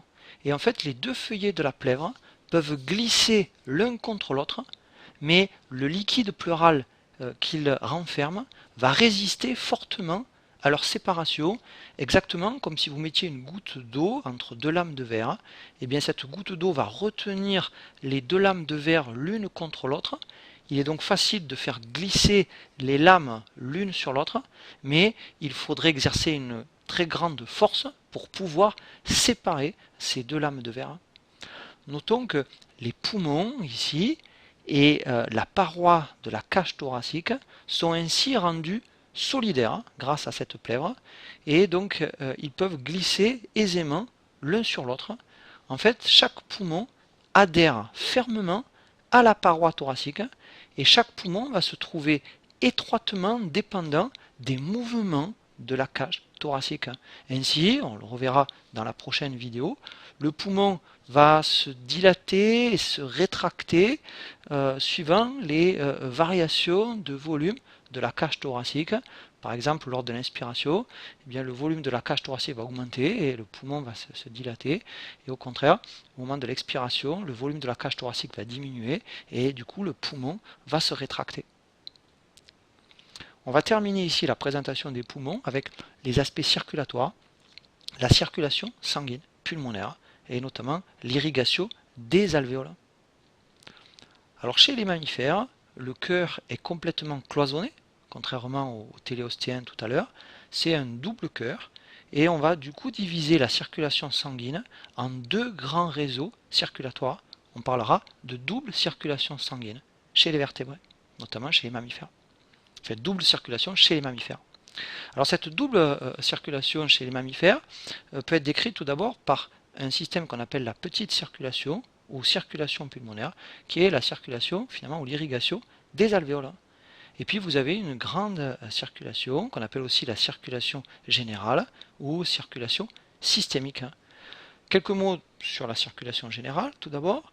Bien, dans la circulation générale, vous avez du sang hématosé qui est présent dans l'oreillette gauche, puis dans le ventricule gauche, puis ce sang est éjecté par le cœur dans l'aorte. On va retrouver ensuite ce sang hématosé dans les différentes artères, puis ce sang va ensuite se trouver au niveau des capillaires tissulaires, où vous allez avoir notamment les échanges qui vont se faire avec les cellules, notamment une perte d'oxygène, un apport de CO2 dans le sang. Et puis ensuite, on est dans la partie où le sang a été désoxygéné, où le sang est riche en CO2. On se trouve maintenant dans les veines. Ces veines vont rejoindre ensuite ce qu'on appelle la veine cave inférieure qui vient de la partie basse du corps. Vous avez aussi une veine cave supérieure qui vient de la partie haute du corps. Et ces veines caves vont ensuite confluer au niveau de l'oreillette droite. On a bouclé ici la présentation de la grande circulation des mammifères. Et chez les mammifères, vous avez aussi la petite circulation qui consiste en artères pulmonaires et veines pulmonaires. On va revenir sur le détail de cette petite circulation grâce à ce schéma. Alors on retrouve ici le cœur cloisonné. On peut retrouver la grande circulation avec ici l'oreillette gauche, puis le ventricule gauche, puis l'aorte qui va donner naissance aux artères qui vont irriguer les différents organes. Et puis vous avez ensuite sur ce schéma la possibilité de retrouver le retour veineux de la grande circulation. Voilà ici la veine cave inférieure et la veine cave supérieure qui viennent rejoindre l'oreillette droite. Pour la petite circulation, eh bien, on va démarrer avec du sang qui est riche en CO2, présent ici dans l'oreillette droite, puis dans le ventricule droit. Ensuite, on va passer dans cette partie qu'on appelle le tronc artériel ou tronc pulmonaire, qui va donner naissance à deux artères, l'artère pulmonaire droite et l'artère pulmonaire gauche, qui sont des artères parallèles aux bronches primaires. Puis ces artères vont donner naissance aux artérioles pulmonaires. On est toujours avec la couleur bleue sur ce schéma. Ces artérioles pulmonaires sont parallèles en fait aux bronchioles. Et ces artérioles vont donner naissance au réseau des capillaires pulmonaires qui entourent les alvéoles. On a ensuite donc la zone d'hématose, c'est-à-dire qu'il va y avoir oxygénation du sang des capillaires pulmonaires.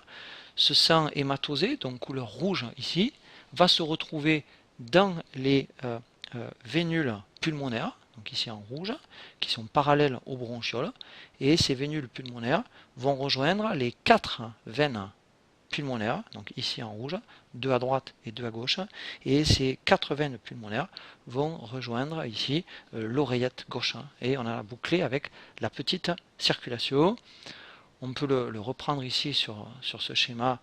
Donc dans la petite circulation, eh bien, le sang qui vient des artères pulmonaires va rejoindre les artérioles pulmonaires qui sont parallèles aux bronchioles, et le sang des artérioles pulmonaires va ensuite va